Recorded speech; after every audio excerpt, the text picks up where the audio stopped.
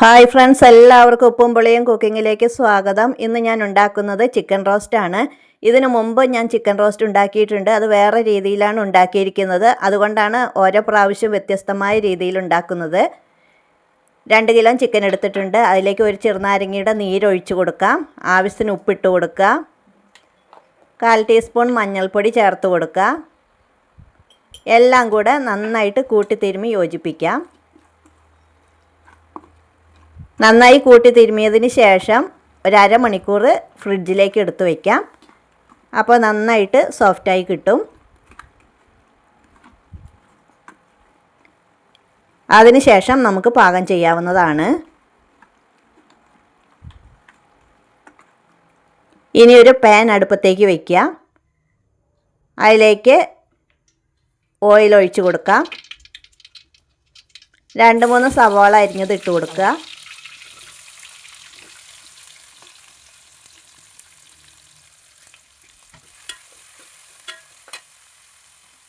ആവശ്യത്തിന് കറിവേപ്പില ചേർത്ത് കൊടുക്കാം.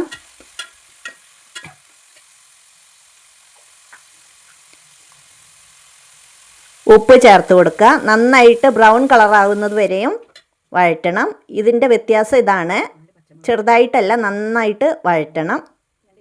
2 ടേബിൾ സ്പൂൺ ഇഞ്ചി വെളുത്തുള്ളി ചതച്ചത്, 3-4 പച്ചമുളക്, 1/2 ടേബിൾ സ്പൂൺ കുരുമുളക്, ഇത്രയും ചതച്ചത് ഇട്ട് കൊടുക്കുക. അതിനുശേഷം അതും വഴറ്റിയതിന് ശേഷം ചിക്കൻ ചേർത്ത് കൊടുക്കാം. ഇപ്പോൾ ഇതിൻ്റെ എരിവ് കുരുമുളകിൻ്റെയും പച്ചമുളകിൻ്റെയും മാത്രമാണ്. ഇതൊരു പകുതി വെന്തതിന് ശേഷം വീണ്ടും മുളക് പൊടി ചേർക്കണം.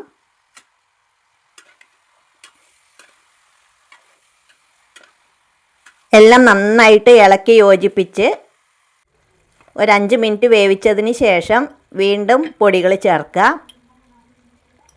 1/4 ടീസ്പൂൺ മഞ്ഞൾപ്പൊടി, 1 ടേബിൾ സ്പൂൺ മല്ലിപ്പൊടി, 1/2 ടേബിൾ സ്പൂൺ മുളക് പൊടി, 3/4 ടേബിൾ സ്പൂൺ ഗരം മസാല,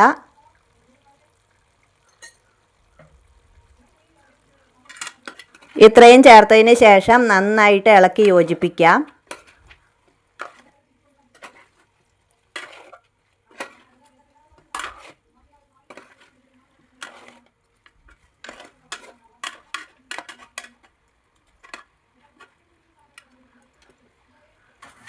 എന്നിട്ട് മൂടി വെച്ച് വേവിക്കണം. വെള്ളം ഒഴിക്കേണ്ട ആവശ്യമില്ല, അതിൽ നിന്ന് തന്നെ വെള്ളം ഇറങ്ങി വന്നോളൂ. ഇപ്പോൾ ഒരു 5 മിനിറ്റ് കഴിഞ്ഞ് വീണ്ടും ഇളക്കിയിടാം.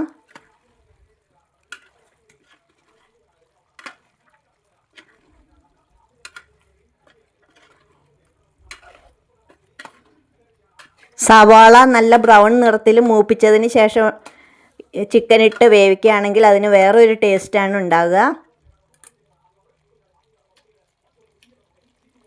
ഒന്നും കൂടെ മൂടി വയ്ക്കാം. എണ്ണയൊക്കെ നന്നായി തെളിഞ്ഞു വരട്ടെ.